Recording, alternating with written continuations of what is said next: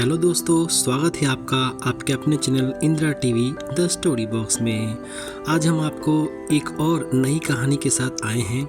हमें उम्मीद है यह कहानी आपको बेहद पसंद आएगी।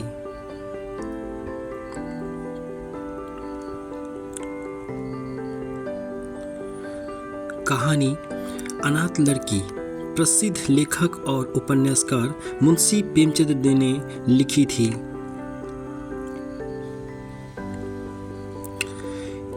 इस कहानी में मुंशी प्रेमचंद जी ने एक ऐसी अनाथ बच्ची का जिक्र किया है जो अपने पिता के प्यार के लिए तरसती है, लेकिन इस कहानी के माध्यम से ही क्या उसे पिता का प्यार मिल पाता है, इसी प्रश्न को तलाशती है यह कहानी।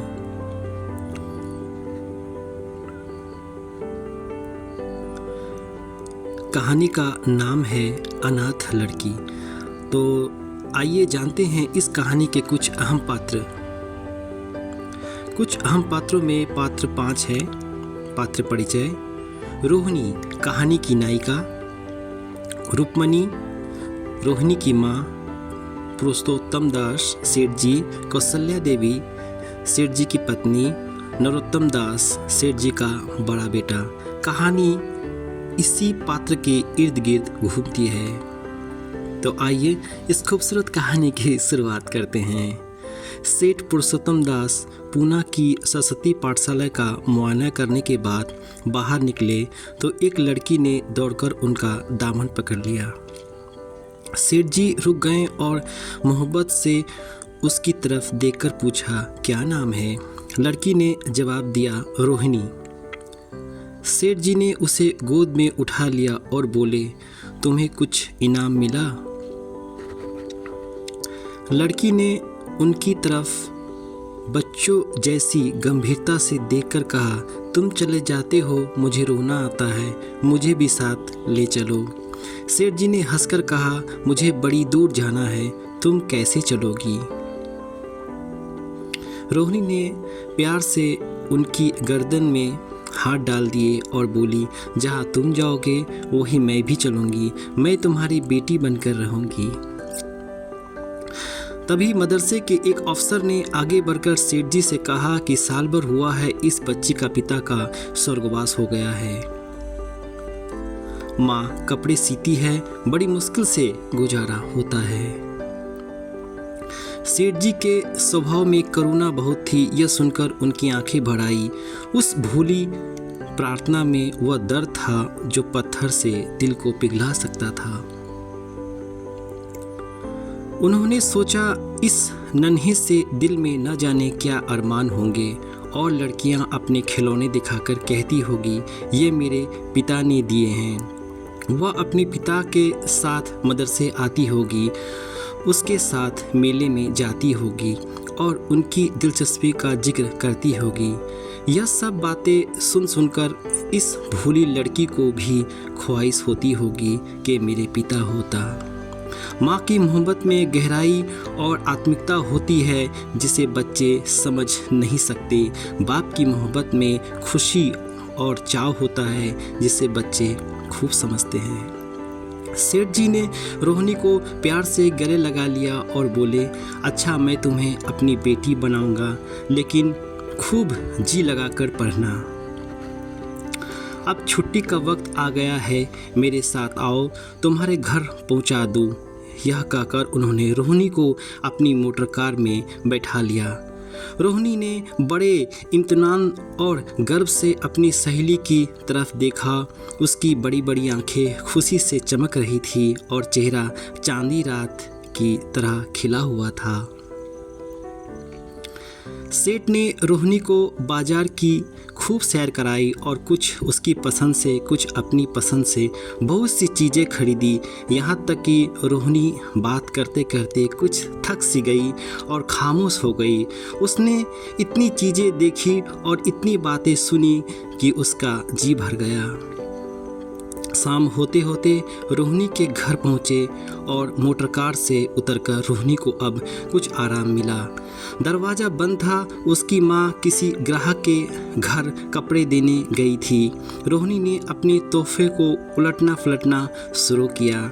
खूबसूरत रबड़ के खिलौने, चीनी की गुड़िया जरा दबाने से चू चू करने लगती और रोहिणी यह प्यारा संगीत सुनकर फूले न समाती। रेशमी कपड़े और रंग बिरंगी साड़ियों की कई बंडल थे, लेकिन मखमली बूटे की गुलकारियों ने उसे खूब लुभाया था। उसे उन चीज़ों के पाने की जितनी खुशी थी, उससे ज़्यादा उन्हें अपनी सहेली को दिखाने की बेचैनी थी। सुंदरी के जूते अच्छे सही, लेकिन उसमें ऐसे फूल कहाँ, ऐसी गुड़िया उसने कभी नहीं देखी होगी। इन ख्यालों से उसके दिल में उमंग भर आई और वह अपनी मोहनी आवाज़ में एक गीत गाने लगी। सेठ जी ने दरवाजे पर खड़े इन पवित्र दृश्य का हार्दिक आनंद उठा रहे थे। इतने में रोहिणी की माँ रूपमनी कपड़ों की एक पोटली लिए हुए आती दिखाई दी।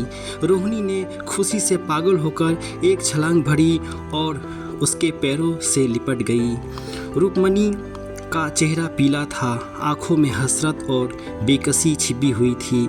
गुप्त चिंता का सजीव चित्र मालूम होती थी, जिसके लिए जिंदगी में कोई सहारा नहीं। मगर रोहिणी को जब उसने गोद में उठाकर प्यार से चूमा और जरा सी देर के लिए उसकी आंखें में उम्मीद और ज़िंदगी की झलक दिखाई दी। मुरझाया हुआ फूल खिल गया। बोली, आज तू इतना देर तक कहाँ रही? मैं तुझे ढूंढने पाठशाला गई थी। रोहिणी ने हुमक कर कहा, मैं मोटर कार पर बैठकर बाजार गई थी, वहाँ से बहुत अच्छी चीज़ लाई हूँ। वह देखो कौन खड़ा है। माँ ने सेठ जी की तरफ देखी और लजाकर सिर झुका लिया। बरामदे में पहुँचते ही रोहिणी माँ की गोद से उतरकर सेठ जी के पास गई और अपनी माँ को यकीन दिलाने के लिए भोलेपन से बोली, क्यों, तुम मेरे पिता हो ना? सेठ जी ने उसे प्यार करके कहा, हाँ, तुम मेरी प्यारी बेटी हो। रोहिणी ने उसके मुंह की तरफ याचना भरी आँख से देखकर कहा, अब तुम रोज यहीं रहा करोगे?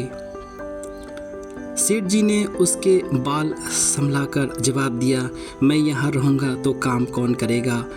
मैं कभी कभी तुम्हें देखने आया करूँगा, लेकिन वहाँ से तुम्हारे लिए अच्छी अच्छी चीज़ें भेजूँगा। रोहिणी कुछ उदास सी हो गई। इतने में उसकी माँ ने मकान का दरवाज़ा खोला और बड़ी फुर्ती से मैले बिछौने और फटे हुए कपड़े समेट कर कोने में डाल दिए कि कहीं सेठ जी की निगाह उन पर न पड़ जाए। यह स्वाभिमान स्त्री की खास अपनी चीज़ है।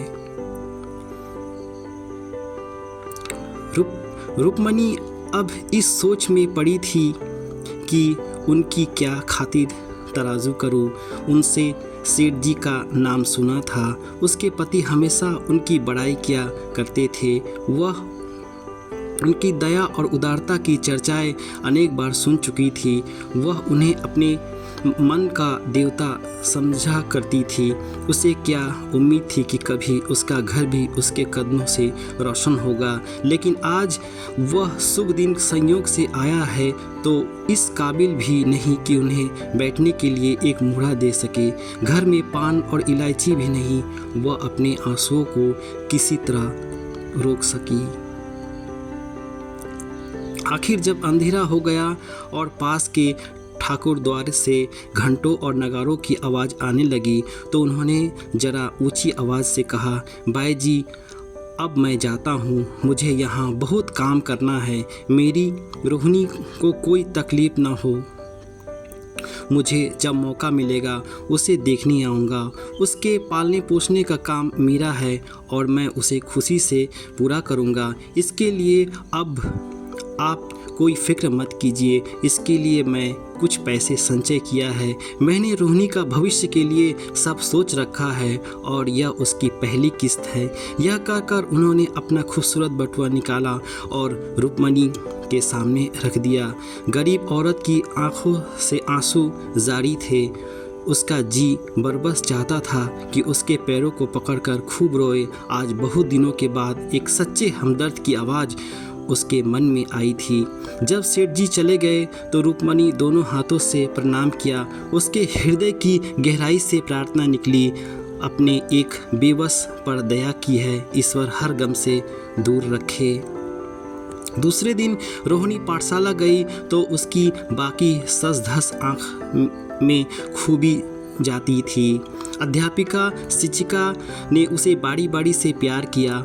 उसकी सहेलियाँ उसकी एक एक चीज़ को आश्चर्य से देखती और ललचाती थी। अच्छे कपड़े से कुछ स्वाभिमान का अनुभव होता है। आज रोहिणी वह गरीब लड़की न रही जो दूसरे की तरह विवश नेत्रों से देखा करती थी। आज उसकी एक एक क्रिया से शिशु संबंधी गर्भ और संचालन टपकती थी और उसकी जनाब एक दम के लिए भी ना रुकती थी।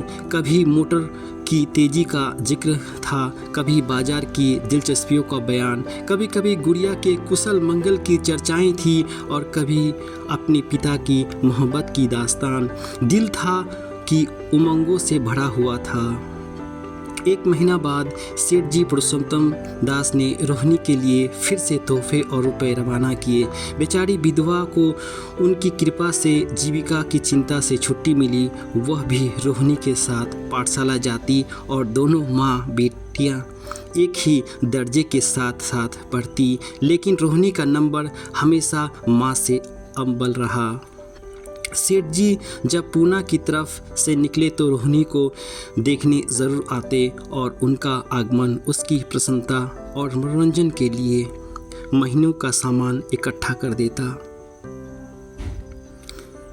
इसी तरह कई साल गुजर गए और रोहिणी ने जवानी के सुनहरे हरे भरे मैदान से परे रखा, जबकि बचपन की भोली भोली अदाओं में एक खास मतलब और इरादों का दखल हो जाता है। रोहिणी अब आंतरिक और बाहरी सुंदरता में अपनी पाठशाला की नाक थी। हाव भाव में दर्शक गंभीरता, बातों में गीत सा खिंचाव और गीत सा आत्मीयता रस था। कपड़ों में रंगीन सादगी, आँखों में लाज संकोच, विचारों में पवित्रता। जवानी थी मगर घमंड और बनावट और चंचलता से मुक्त। उसमें एकाग्रता थी, ऊंचे इरादों से पैदा होती है स्थिरोचित उत्कर्ष की मंजिल वह धीरे धीरे तय करती चली जाती थी। सेठ जी के बड़े बेटे नरोत्तम दास कई साल तक अमेरिका और जर्मनी की यूनिवर्सिटी की खाक छानने के बाद इंजीनियरिंग विभाग में कमल हासिल करके वापस आए थे। अमेरिका के सबसे प्रतिष्ठित कॉलेज में उन्होंने सम्मान का पद प्राप्त किया था। अमेरिका के अखबार एक हिंदुस्तानी नौजवान की इस शानदार कामयाबी पर चकित थे। उन्हीं के स्वागत करने के लिए मुंबई में एक बड़ा जलसा किया गया था। इस उत्सव में शरीक होने के लिए लोग दूर दूर से आए थे। सरस्वती पाठशाला को भी निमंत्रण मिला और रोहिणी को सेठ जी ने विशेष रूप से आमंत्रण किया। पाठशाला में हफ्तों तैयारी हुई। रोहिणी को एक दम के लिए भी चैन न था। यह पहला मौका था कि उसने अपने लिए बहुत अच्छे कपड़े बनवाए। रंगों की चुनाव में वह मिठास थी, काट छाट में वह फबल जिसमें उसकी सुंदरता चमक उठी। सेठानी कौशल्या देवी उसे लेने के लिए स्टेशन पर मौजूद थी। रोहिणी गाड़ी से उतरते ही उसके पैरों की तरफ झुकी, लेकिन उन्होंने उसे छाती से लगा लिया और इस तरह प्यार किया जैसे वह उनकी बेटी है। वह उसे बार बार देखती थी और आंखों से गर्व और प्रेम टपक पड़ता था। इस जलसे के लिए ठीक समुद्र के किनारे एक हरे भरे सुनहरे मैदान में एक लंबा चौड़ा शमियाना लगाया गया था। एक तरफ आदमियों का समुद्र पर उमड़ा हुआ था, दूसरी तरफ समुद्र की लहरें उमड़ रही थी। जब उपस्थित लोगों ने रोहिणी बाई के आने की खबर सुनी तो हजारों आदमी उसे देखने के लिए खड़े हो गए। यही तो वह लड़की है जिसने सबकी शास्त्री की परीक्षा पास की है, ज़रा उसके दर्शन करने चाहिए। अब भी इस देश की स्त्रियों में ऐसे रत्न मौजूद है। भोले भाले देशवासियों में इस तरह की बातें होने लगी। शहर में कई प्रतिष्ठित महिलाओं ने आकर रोहिणी को गले लगाया और आपस में उसे सौंदर्य और उसके कपड़ों की चर्चा होने लगी। आखिर मिस्टर पुरुषोत्तम दास तशरीफ लाए। हालांकि वह बड़ा शिष्ट और गंभीर उत्सव था, लेकिन उस वक्त दर्शक की उनतष्ट पागलपन की हद तक जा पहुंची। एक भगदड़ सी मच गई। कुर्सियों के कतारें गड़बड़ हो गई। कोई कुर्सी पर खड़ा हुआ, कोई उसके हाथों पर, कोई मनचले लोगों ने सामियाने की रस्सियां पकड़ी और उन पर जा लटके। कई मिनटों तक यही तूफान मचा रहा। कहीं कुर्सियां टूटी, कहीं कुर्सियां उल्टी, कोई किसी के ऊपर गिरा, कोई किसी के नीचे। ज़्यादा तेज लोगों में धौल धप्पा होने लगा। तब बीन की सुहानी आवाज़ें आने लगी। रोहिणी ने अपनी मंडली के साथ देश प्रेम में डूबा हुआ गीत शुरू की। सारे उपस्थित लोग बिल्कुल शांत थे। उस समय वह सुरीली राग, उसकी कोमलता, स्वच्छता, उसकी प्रभावशाली मधुरता, उसकी उत्सव भरी वाणी दिलों पर वह नशा सा पैदा कर रही थी, जिससे देश प्रेम की लहरें उठती है, जो दिल से बुराई को मिटाती है और उससे ज़िंदगी की हमेशा याद रहने वाली यादगार पैदा हो जाती है। गीत बंद होने पर तारीफ की एक आवाज़ न आई। कहीं ताने कानों में अब तक गूंज रही थी। गाने के बाद विभिन्न संस्थानों की तरफ से अभिनंदन पेश हुए और तब नरोत्तम दास लोगों को धन्यवाद देने के लिए खड़े हुए, लेकिन उनके भाषण से लोगों को थोड़ी निराशा हुई।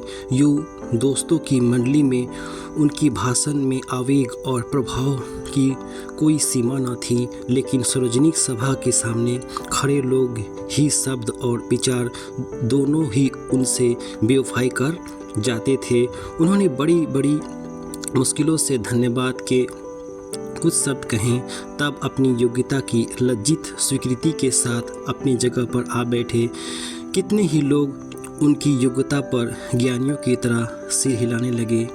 अब जलसा खत्म होने का वक्त आ आया। वह रेशमी हार जो सरस्वती पाठशाला की ओर से भेजा गया था, मेज पर रखा हुआ था। उसे हीरो के गले में कौन डाले? प्रेसिडेंट ने महिला की पंक्तियों की ओर नज़र दौड़ाई। चुनने वाली आंखें रोहिणी पर पड़ी और ठहर गई। उसकी छाती धड़कने लगी, लेकिन उत्सव के सभापति के आदेश का पालन अवश्य था। वह सिर झुकाए हुए मेज के पास आई और कांपते हाथों से हार को उठा लिया। एक क्षण के लिए दोनों की आंखें मिली और रोहिणी ने नरोत्तम दास के गले में हाथ डाल दिया। दूसरे दिन सरस्वती पाठशाला के मेहमान विदा हुए, लेकिन कौशल्या देवी ने रोहिणी को न जाने दिया। बोली, अभी तुम्हें देखने से जी नहीं भरा। तुम्हें यहाँ एक हफ्ता रहना होगा। आखिरी मैं भी तो तुम्हारी माँ हूँ। एक माँ इतना प्यार और दूसरी माँ से इतना अलगाव। रोहिणी कुछ जवाब न दे सकी। यह सारा हफ्ता कौशल्या देवी ने उसकी विदाई की तैयारी में खर्च किया। 7वें दिन उसे विदा करने के लिए स्टेशन आई। चलते वक्त उसने गले मिली और बहुत कोशिश करने पर भी आंसुओं को न रोक सकी। नरोत्तम दास भी आए। उसका चेहरा उदास था। कौशल्या ने उसकी तरफ सहानुभूति आंखों से देखकर कहा, मुझे यह तो ख्याल ही नहीं रहा। रोहिणी क्या यहाँ से पुणे तक अकेली जाएगी? क्या हर्ज है? तुम्हें चले जाओ, शाम की गाड़ी से लौट आना। नरोत्तम दास के चेहरे पर खुशी की लहर दौड़ आई, जो इन शब्दों में न छिपी सकी। अच्छा, मैं भी चला जाऊंगा। वह इस फिक्र में थे कि देखे विदाई की बातचीत का मौका भी मिलता है या नहीं। अब वह खूब जी भरकर अपना दर्द दिल सुनाएंगे और मुमकिन हुआ तो उस लाज संकोच को जो उदासीन के पर्दे पे छिपी है मिटा देंगे। रुक्मणी को अब रोहिणी की शादी की फिक्र पैदा हुई। पड़ोस की औरतों में इसकी चर्चा होने लगी। लड़की इतनी सियानी हो गई है, अब क्या बुढ़ापे में ब्याह होगा। कई जगह से बातें आई। उसने कुछ बड़े प्रतिष्ठित घराने थे, लेकिन अब रुक्मणी उन पैमानों को सेठ जी के पास भेजती तो वे सही जवाब देते कि मैं खुद फिक्र में हूँ। रुक्मणी को उनकी यह टाल मटोल बुरी मालूम होती थी। रोहिणी को बम्बई से लौटे महीना भर हो चुका था। एक दिन वह पाठशाला से लौटी तो उसे अम्मा की चारपाई पर एक खत पड़ा हुआ मिला। रोहिणी पढ़ने लगी। लिखा था, बहन, जब से मैं तुम्हारी लड़की को मुंबई में देखा है मुझे वह बहुत पसंद आई है। अब उसके बगैर मुझे चैन नहीं। क्या मेरा ऐसा भाग्य होगा कि वह मेरी बहू बन सके। मैं गरीब हूँ, लेकिन मैंने सेठ जी को राजी कर लिया है। तुम भी मेरी यह विनती कबूल करो। मैं तुम्हारी लड़की को चाहे फूलों की सेज पर ना सुला सकूं, लेकिन इस घर का एक एक आदमी उसे आंखों की पुतली बना कर रखेगा। अब रहा लड़का, माँ के मुंह से लड़के का बयान कुछ अच्छा नहीं मालूम होता, लेकिन यह कह सकती हूँ कि परमात्मा ने यह जोड़ी अपने हाथों से बनाई है। सूरत में, स्वभाव में, विद्या में, हर दृष्टि में से वह रोहिणी के योग्य है। तुम जैसे चाहो अपना इम्तिहान कर सकती हो। जवाब जल्द देना। और ज़्यादा क्या लिखूं। नीचे थोड़े से शब्द में सेठ जी ने उस पैगाम में सिफारिश की थी। रोहिणी गालों पर हाथ रखकर सोचने लगी। सेठ जी का बड़ा बेटा नरोत्तम दास की तस्वीर उसकी आंखों के सामने आ खड़ी हुई। उनकी वह प्रेम की बातें जिनका सिलसिला बम्बई से पुणे तक नहीं टूटा था, कानों में गूंजने लगी। उसने एक ठंडी सांस ली और उदास होकर चरपाई पर लेट गई।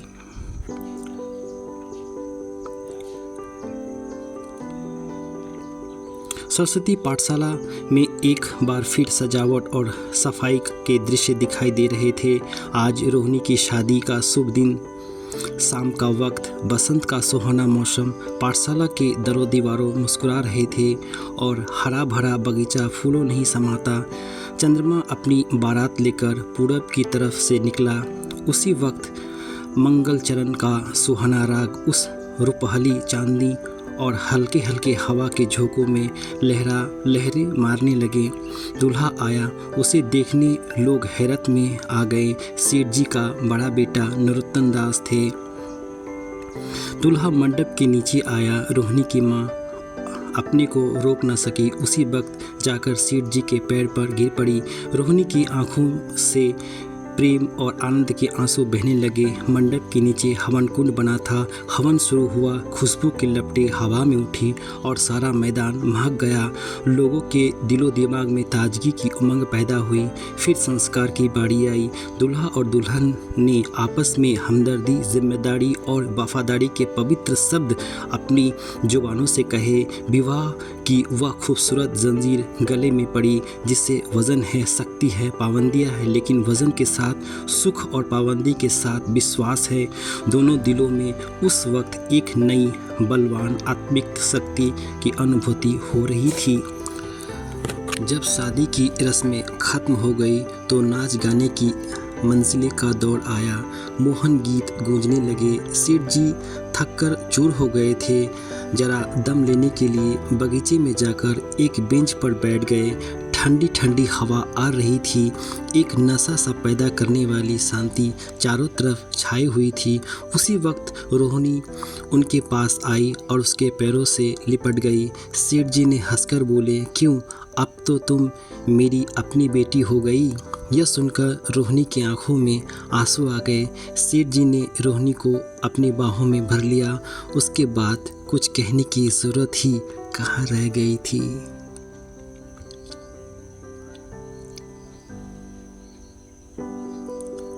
इस खूबसूरत कहानी का अंत हुआ, समाप्त।